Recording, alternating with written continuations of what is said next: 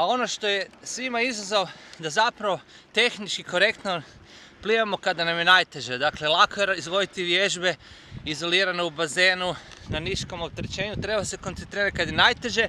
A ono što se najčešće dešava je zapravo što svi pokušavaju imati tehniku visokog ramena, visokog lakta, a istodobno nemaju dovoljno snage i onda dolazi zapravo do propadanja. Ovako meni propada, da. Točno, znači tehnika visokog lakta mora održati se pri visoko intenzivnim treninzima, to je ključ uspjeha, ne?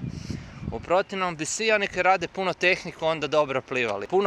Puno bolje recimo je da plivaš okolo, ne znam, vučeći čamce ili ne znam kaj, da stekneš snagu da imaš zavisno. Ono, izazov, znači ulaz u vodu i sad taj catch up phase ima fina rotacija u ramenom zglobu, vidiš gdje ide ona, da bi se stvorila tehnika zapravo da lakat ostaje gore, a podlakti se onda u jednom trenutku ti sebe odgura. I naravno ono što je jako isto bitno, ulazni dio da bude u produžetku ramena i da zapravo ta rotacija trupa postoji, da se pomažeš, ono, kao taj kajak princip da kažem, kao da imaš veslo. Dakle, koncentriraj se na maksimum brzine, ali pokušaj najmanje izgubiti na tehnici, to je preporuka i tip dana.